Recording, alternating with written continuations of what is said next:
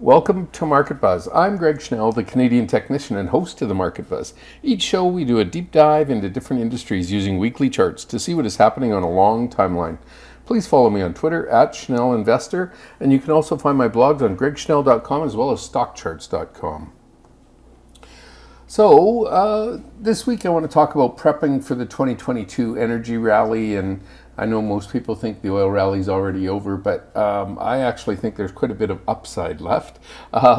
So we're going to talk about how exploration and production names consolidate again and how to be ready for the big move. And I'm going to use some Canadian stocks that I look through and I trade. We could also use the US ones. There's just a kind of a small core of Canadian ones, and I could even expand it a little bit. But the idea being just how to get set up so that you could go in if you are trying to get into a sector move that you might have missed, what you're trying to look for.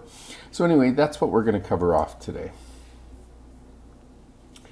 So first of all, this is my strength indexes that I created to help me find when the market is strong. And what you'll see here is that this bottom one is called the quick indicator, this is the fast, and this is the smoother one. It was called the highs at the original time of creation.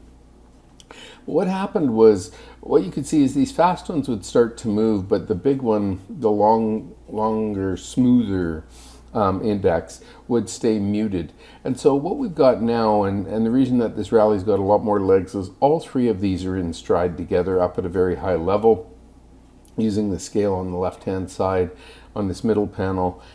The idea being that when the markets are rising, you want a lot of stocks to be rising with them, not just a few. And so in this interim period, we still had some large tech names going up and holding the market. But in general, we didn't have a big wide thrust. And now, actually, I think at that point in time, it was probably easier to say that tech was going sideways. There was some good price action in tech probably till the end of July. And then some of the oil names started to do better, but the tech names weren't doing better. And then on this recent run, almost everything has kind of rallied together, so it's been pretty good. So now we know that energy has had a ride, and I guess I should go get a chart of crude oil and just put that up there so that people can understand what's going on. So crude oil's had a rise from $33 last year to $85 this year, and it's been pretty much straight up. And most people think the energy ride is over, and I still think that because the majors aren't putting big major projects together anymore, because drilling hasn't picked up enough to cover the change in demand, and because the inventory levels that we've had have dropped to meaningfully low levels, I still think we've got another leg higher to go. And even Saudi Arabia warned that their inventory levels that they have, or spare capacity that they have, is kind of muted. And that just comes from years of underinvestment because oil was trading down, not up. And so if we look at the larger picture, let's just take off the log scale here, and let's go to 10 years. What we see here is that oil, I'll just get rid of all these other indicators, that oil was trading up in the $110 range, fell hard, and then rallied a bit into 2018, then fell again, then rallied, and then fell again. And now it's kind of making its move up. Now, some people would say this is a 5-wave move. So this is wave 1, wave 2, wave 3. This is a sideways wave 4, and then wave 5. I'm of a different opinion. I actually think that we have quite a bit more to go. And if we go back and look into the rally of 03 to 07, what happened was we were clocking along pretty good, and then we just kept rising up and making higher highs. In 2006, we pulled back meaningfully, almost 30%, and then took off for a final run into what ultimately became the highest high for oil that we've seen. So it's a wild swinging market, and what we need to be aware of is when the tone changes. But even earlier this year, people were talking about $80 oil and $90 oil. Then it was talk of $100 oil. Now some of the big banks are already out with talk of $120 oil. So we could meaningfully push up another 50% on the oil price. And I would expect at least the same adjustment, if not more, for the oil stocks. So I have three different ways to look at them. One of the points I wanted to make here, this one is called Exceptional Oil and Gas Ideas 60-minute, and this one is called Exceptional Oil and Gas Ideas Daily, and then this one is Exceptional Oil and Gas Ideas Weekly. So we're going to start on the weekly, and again, my other indicators can make this look muted, but the idea being we want to find something in an uptrend. And we're up at a high level here. The PPO momentum indicator is up around 10%. That's not really a problem. That's a good thing, and it can stay up here for a while when you have a strong stock. So if we go look at whatever, let's just go find Tesla or something. So you can see well, we don't have an indicator on here.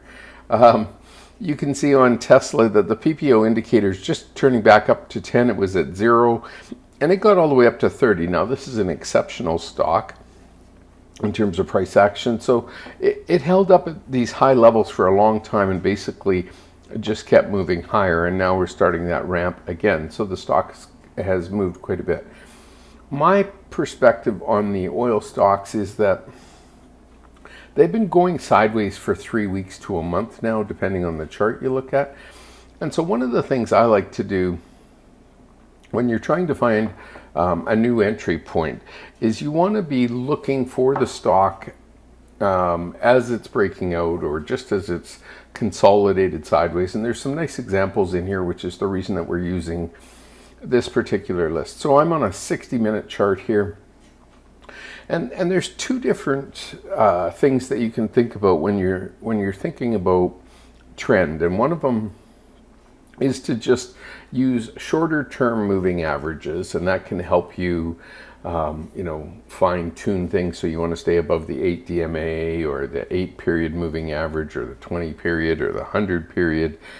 Those are ways to do it. The other ways you can do it is you can turn on the MACD histogram, so you only see the histogram, but you'll notice in here I've spread out the time a lot.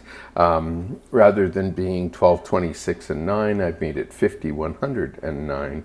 And then by extending it even more, you can do the 200 period, the 600 period, and the 9. And the idea behind those indicators is if you're worried about being whipsawed in and out, I'm just going to add some time onto this chart. So the idea being that this can stay running very hot for a long period of time on this longer smoothing average. Now, again, we're only talking about 60-minute time periods.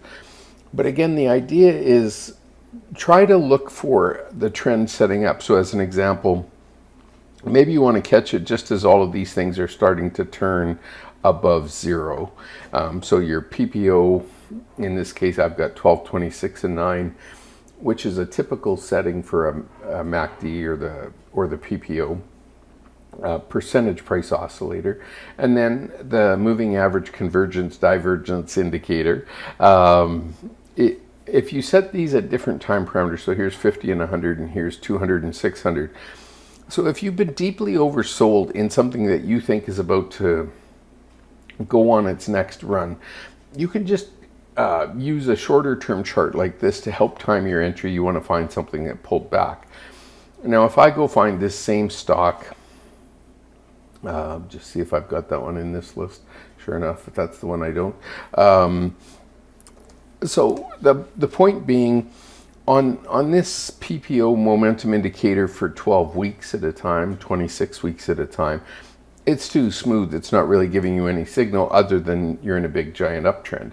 So by shortening the time cycle, you can help time your entries, and either you can look for the biggest washed out location, not usually the best way to go, but as an example, when all of these are starting to turn up above 0, this is a pretty nice entry point. And then it also helps if the rest of the group is doing that. So you kind of get sector-wide lift or industry-wide lift. So don't be too stuck on just using default settings, and you don't have to, pick my 50 and 100. You could pick whatever, 25 and 75 and pick different numbers for it. And whether you're using CMF, Chaikin money flow, or accumulation distribution indexes, you're going to try and find something that will give you a signal. And again, on the weekly chart, there's not much of a signal there. These things are just flatlining at a high level in terms of your indicators. So you're actually trying to fine tune something.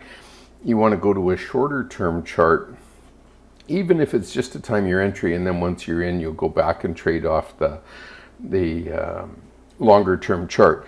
And then the other way to do it is obviously you can just wait for pullbacks to the, in this case, 10-week moving average, or on the daily chart.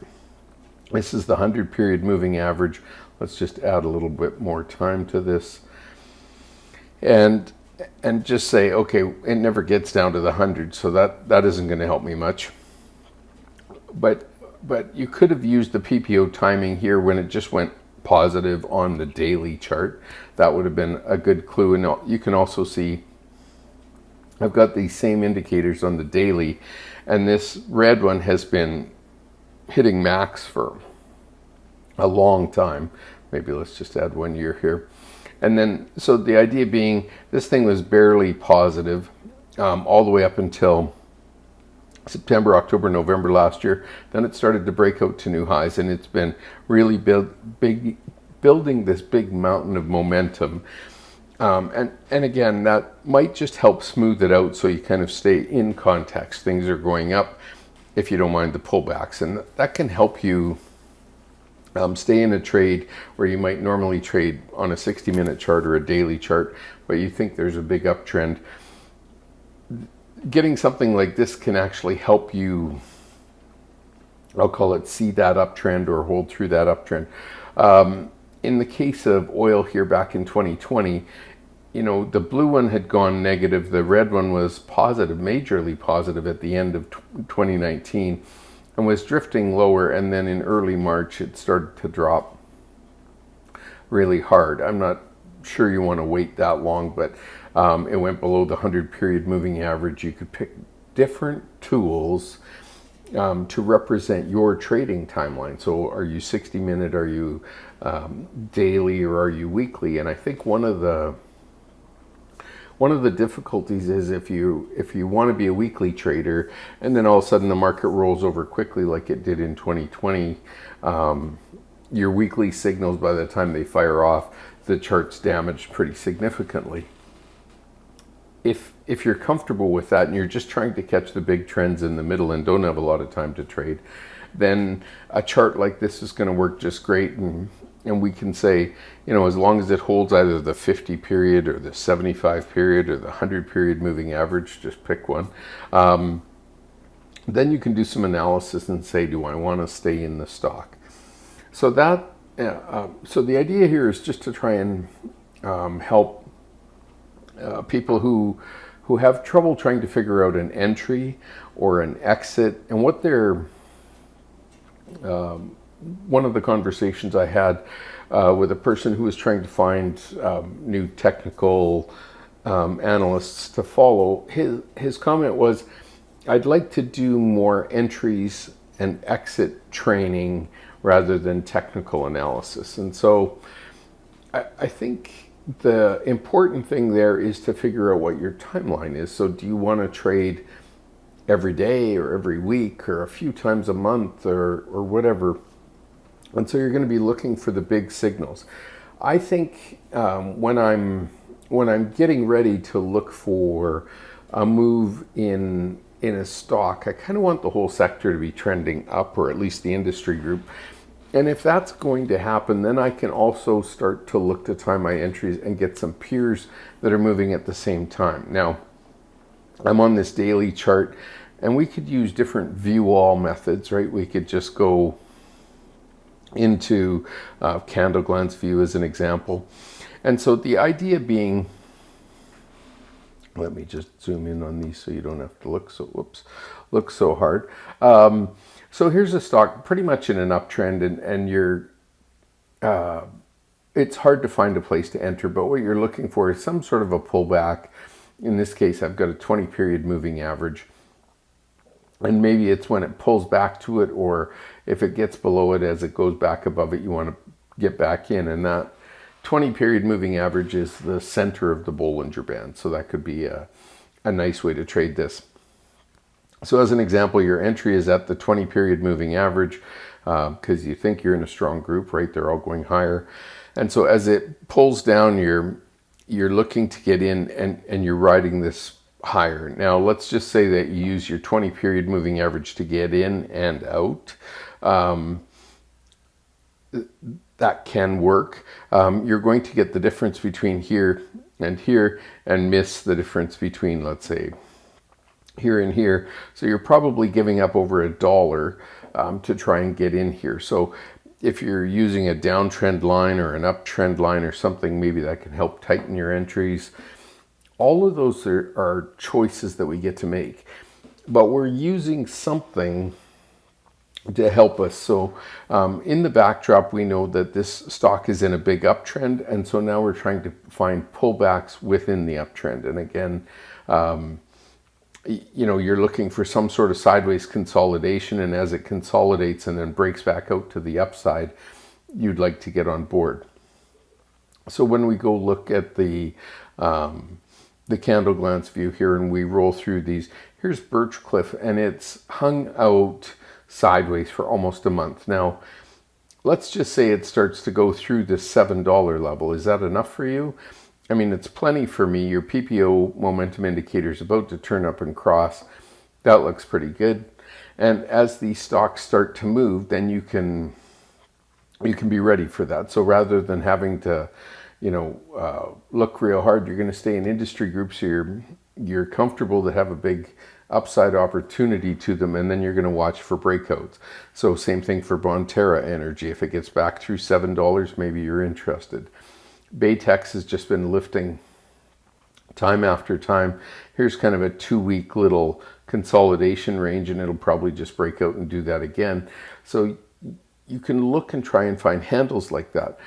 I think the hard part for most people is defining what it is they want to look for. And so my good friend Brian Shannon from Alpha Trends wrote a book about multi-time period technical analysis. And what he means by that is, what's it going to do on the weekly chart, what's it doing on the daily chart, and what's it doing on a shorter time frame chart. And for us, if we know something is in a big uptrend, we're going to have to go to a shorter time frame chart to kind of limit our downside risk. So if we entered here, our downside risk is our most recent low. Our upside, we want to make sure, it's got a really good ratio. We don't want to just basically be a coin flip, whether it's going down or up. So try to think about, or my suggestion would be to look at the long time frame. If the whole industry is going up, you're looking for pullbacks within that. Now, how do you know you're not near the top? Well, you never really know that ahead of time. But one of the things that we can use is these different time indicators down here, different smoothing mechanisms, and just say, okay, I don't want into this thing unless it really starts to ramp up. And it doesn't, the big concern most people have is that entry, and I fully agree, it's that where you have the most risk because you've got no profits. If the stock pulls back immediately, now you're in a loss position very quickly. On the other hand, once you're in and it starts to run a little bit and you've got some profits, then you don't feel as desperate to change or trade your way out of the hole. So the entry is really critical. And one of the things I try to look for is something that has consolidated sideways and then starts to break out. Now, whether you're using a 60-minute or a daily chart, you're still got a sideways consolidation. Here's Baytex, and it pulled back and it was $2 and now it's $4. Cardinal Energy was trading in under this 350. It broke out. Now it's trading around, call it $5. So you're seeing these stocks that after they consolidated for 2, 3, 4 months, you get a downtrend, they start to break out, and that makes a pretty nice move. In this case, I actually like it because notice how the PPO momentum indicator was making lower highs all the way down here, got to this downsloping trend line, crossed up through the trend line, up through zero, broke the trend line on price, and all of a sudden you take off to the upside. Everything has kind of lined up for you. So those are the kind of trades I particularly like. Some people don't even notice that the PPO momentum indicator is starting to make a different price pattern or break a big downtrend. When you're trading an industry group, what you should be able to see though in all these charts, or in a lot of the charts, is a similar pattern. So if we go look at the automobile industry, Tesla was kind of doing it all on its own. And then recently, let's say in the last year, we started to see Ford improve and GM improve and Toyota Motors improve and all that. So when we have the whole industry group, it makes it easier for us to kind of get confirmation of moving back into that trade, or if it's lithium or copper miners or gold miners or software as a service stocks or payment stocks. Anytime you can kind of see a group move, that can also help. So for me, this candle glance view, I want to go back and now I want to look for sideways consolidations. In this case, the stock was consolidating sideways, but it actually fell down before breaking out. Here's Canadian Natural Resources, and it's been holding sideways really since October 18th, hasn't done much. Doesn't look too bad. Let's just say you got in yesterday on this price bar and now you're sitting here today.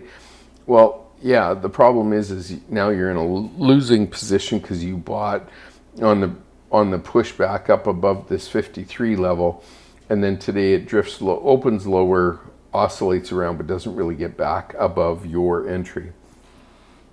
So that makes it harder to hold. But again, the idea being, if the whole industry is starting to lift, that can work out to your favor and give you some firmness or resolve that you're probably in an okay trade. And you just might need to sit through a little volatility, and hopefully as you take the trades, you're not it's not your only purchase. You're managing your portfolio risk on each trade. So again, we're looking for things that are in an uptrend that have consolidated sideways.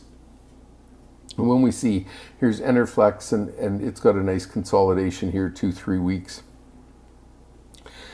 We've only gone through a few charts, and there's probably 5 already that have this little sideways consolidation for the last 2 or 3 weeks. Well, if that starts to break out, that's probably a clue that all of these stocks are ready to go higher. So here's Enbridge. It's pulled back to its 20-day moving average.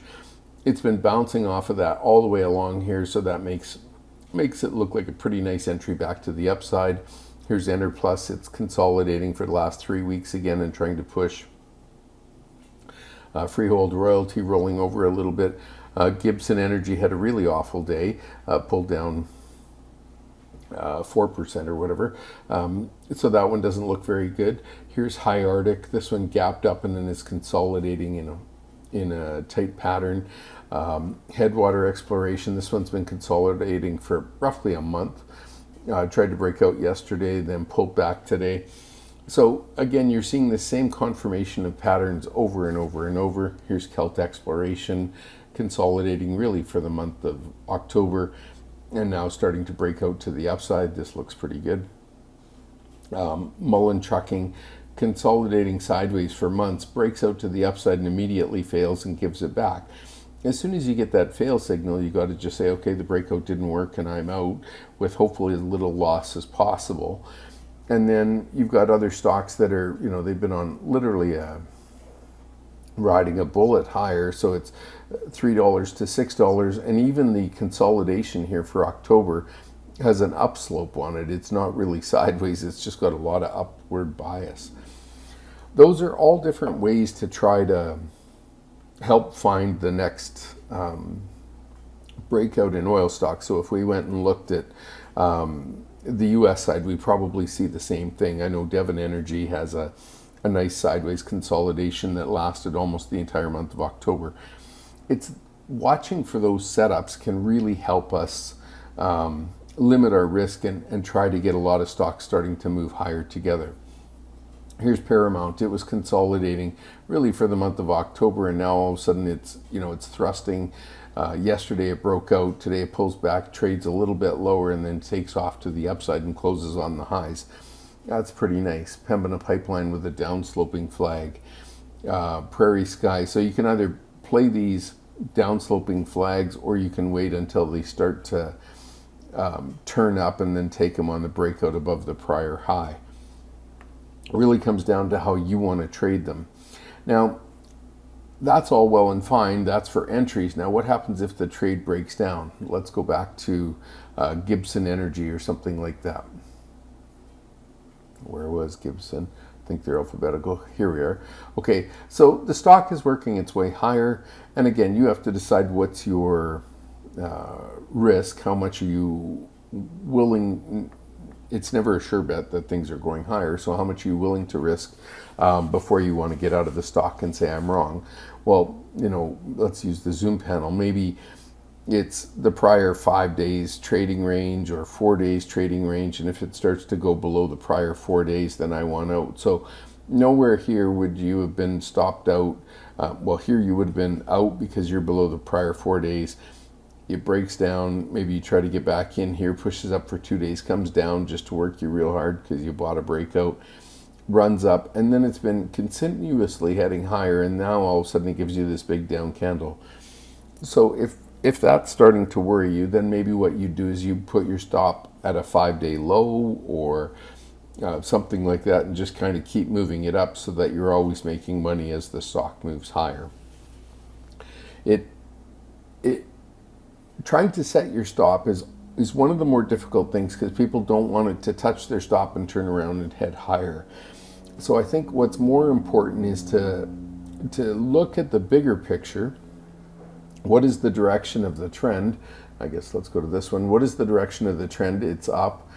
Where does the stock revisit often? And in this case, it's the 50-period moving average. It just bounced off that last week. So you can look and try to time your pullbacks, even if you could get a pullback on this stock down near the low, and then go and find out that it's also at the 10-week or the 40-week moving average on one of the other charts. And when you get that bounce opportunity, that's a nice place to step back in. A lot of institutions look to try and buy on some sort of a pullback, so the stock will pull back to the 100-day or the 150-day or the 200-day moving average. And that's when they're going to start stepping in. They're not going to try and buy this stretched high where it's already gone from 4 to 6, up 50%. Now you're putting new money to work. They'd rather find it on some sort of a pullback to a moving average, or get back to at least just above the breakout level and then try and take that trade on at that point in time. Okay, so hopefully I've given you some ideas. Again, think about aligning your charts in different time periods, and then go through and look for the setups that are setting up the way you want to take a breakout. And if you start to see all of them start to move together, that's probably going to help your trade. So hopefully there's some ideas and some clues in there of different ways that you can go through and look at the charts. Thanks for taking the time to join me on Market Buzz. Market Buzz airs Wednesday at 10:30 a.m. Eastern Time. You can also see the recordings on StockCharts TV YouTube page or StockCharts on demand. Thanks, everybody. Bye-bye. Hey, Grayson Rose here with StockCharts. Thank you so much for watching. I hope you enjoyed that video. If you did, consider giving it a like down below, maybe leave us a comment, and if you're new to the channel, you can subscribe at the link up above. We're going to bring you daily content from an incredible collection of technical analysts and financial experts.